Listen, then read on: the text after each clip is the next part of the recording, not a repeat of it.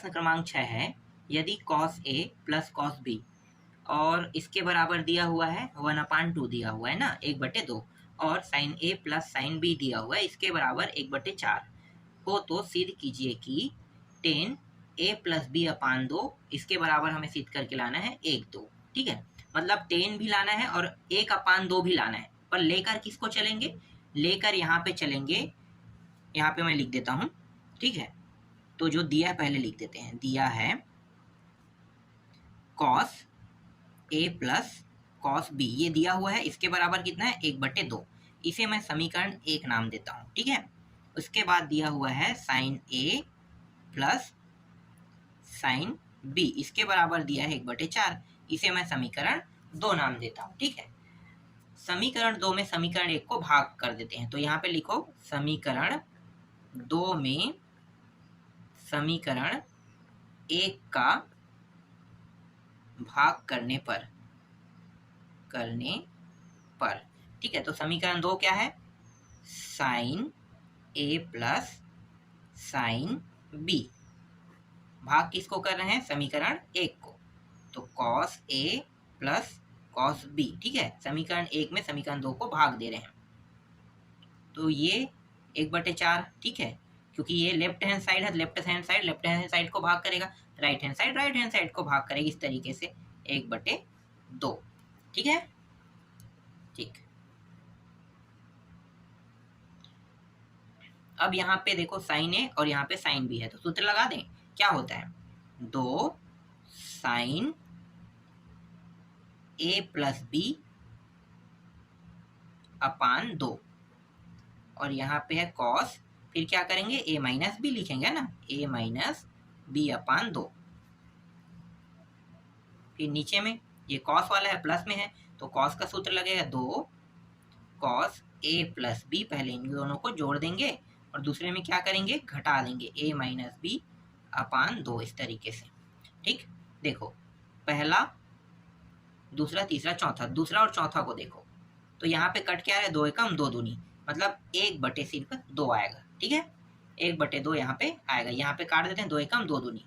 ठीक, तो कट गया 2 एकम दूसरा और चौथा पद, तो 1/2। ठीक,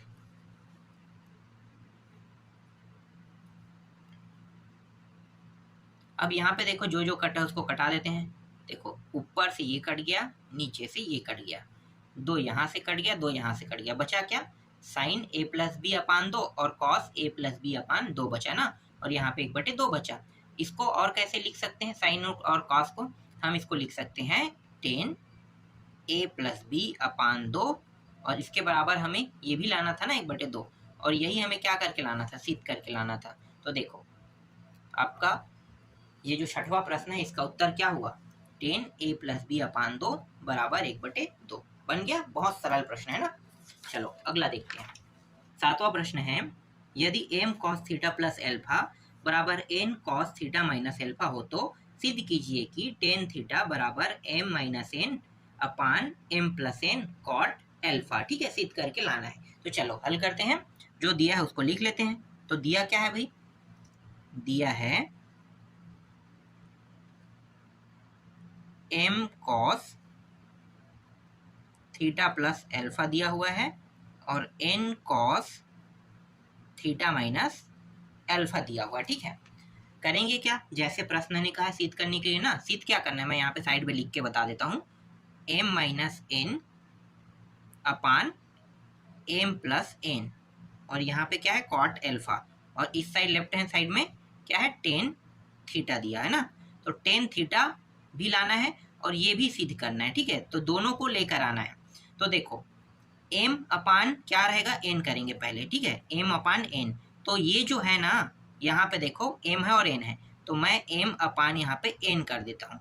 ठीक है, ये गुणा के रूप में है, इसीलिए ये नीचे में आ जाएगा n। अगर यहाँ पे जोड़ना या घटाना के रूप में होता तो ये क्या करता? m को घटाता। ठीक है, ये याद रखना इस बात को। तो ये m इंटू n हो गया, और दूसरे साइड को देखो क्या है? कॉस थीटा माइनस एल्फा दिया हुआ है, तो ये जो कॉस थीटा प्लस एल्फा है वो नीचे में आ जाएगा। ठीक है, जैसे n नीचे में है वैसा ही m के साथ जो मान है वो भी क्या हो जाएगा? दूसरे साइड में जाकर नीचे में आ जाएगा। ये क्लियर हुआ? ठीक है, अब करने क्या वाले हैं, देखो m माइनस एन है, m प्लस एन ऐसे ही लाना है। तो यहाँ पे जब मैं योगांतरानुपात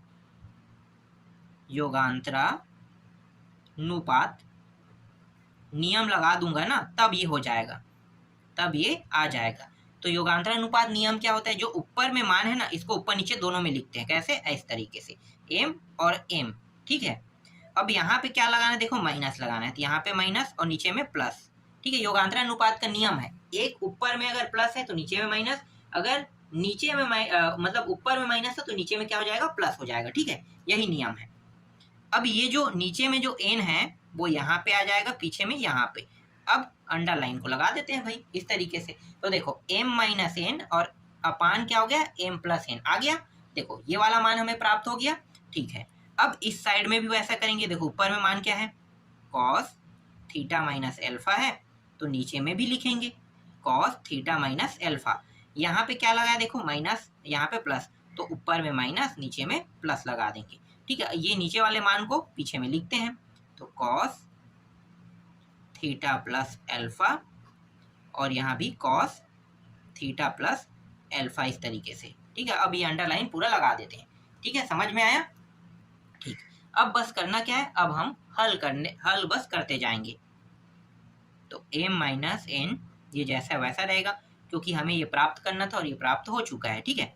यहाँ पे देखो कॉस और कॉस है दोनों, और यहाँ पे माइनस में है, तो इसे लिखते कैसे, देखो जब भी माइनस लगा है तो -2 इस तरीके से लिखा जाता है। फिर साइन पहले वाले मान को क्या करते हैं, घटाते हैं। पहला वाला मान कौन है, ये है ना, तो थीटा माइनस एल्फा में घटाएंगे किसको, घटाएंगे ये वाले मान। तो ये जो मान है घटा रहे हैं, तो दोनों मान प्लस है तो किस में हो जाएगा, माइनस में। तो ये दोनों मान प्लस में है तो माइनस में हो जाएगा, ठीक। इसके बाद यहाँ भी साइन आएगा। अब दोनों को क्या करेंगे, जोड़ेंगे इस बार।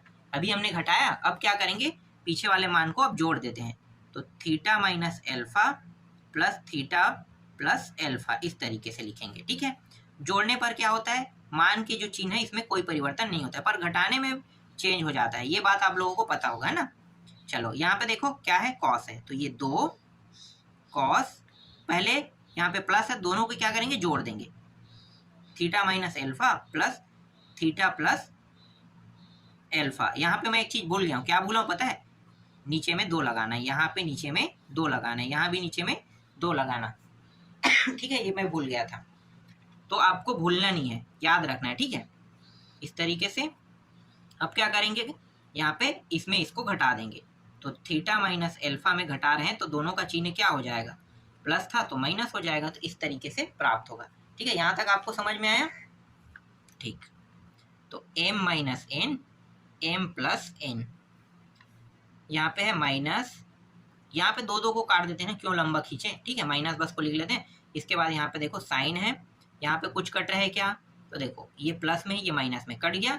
फिर यहाँ पे देखो माइनस माइनस, तो -2 एल्फा अपान 2, इस तरीके से लिखेंगे। फिर साइन, यहाँ पे भी देखो कोई कट रहा है क्या, ये प्लस माइनस के कारण कट गया, तो 2 थीटा अपान 2, इस तरीके से। फिर यहाँ पे देखो कॉस, क्या कट रहा है भाई, ये दोनों कट रहा है, तो यहाँ पे 2 थीटा अपान 2। फिर यहाँ भी कॉस, यहाँ पे कट रहा है थीटा और ये थीटा कट रहा है, यहाँ पे -2 एल्फा अपान 2 आ जाएगा।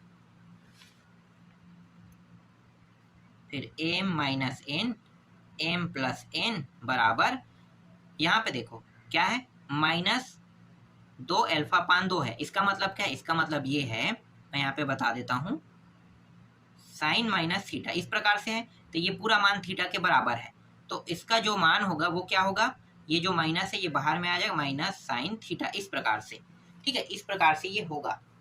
तो पहले से यहाँ पे माइनस दिया है, और एक माइनस जो है इससे अंदर से बाहर आएगा, तो ये माइनस और ये माइनस दोनों गुणा होके क्या हो जाएगा, प्लस हो जाएगा ना, दोनों गुणा होके क्या हो जाएगा, प्लस। तो आएगा क्या, हमारे पास बचेगा क्या, दोनों प्लस होने के बाद हमारे पास सिर्फ प्लस में साइन और ये दो भी कट गया, तो बचेगा क्या, सिर्फ एल्फा बचेगा, साइन एल्फा। यहाँ पे तो अंदर में कुछ नहीं है माइनस, तो हमें कुछ करने की जरूरत नहीं है, बस इनको काट दो और लिख दो साइन थीटा। यहाँ पे देखो, यहाँ पे 2 कट गया, यहाँ पे डायरेक्ट क्या आएगा, कॉस थीटा। यहाँ पे देखो अंदर में क्या है, माइनस दिया है, तो क्या इस जैसा बाहर हो सकता है? कॉस में है ये मान, याद रखना। कॉस और सेक एकमात्र ऐसा है जिसके अंदर माइनस होने के बाद भी प्लस में प्राप्त होता है।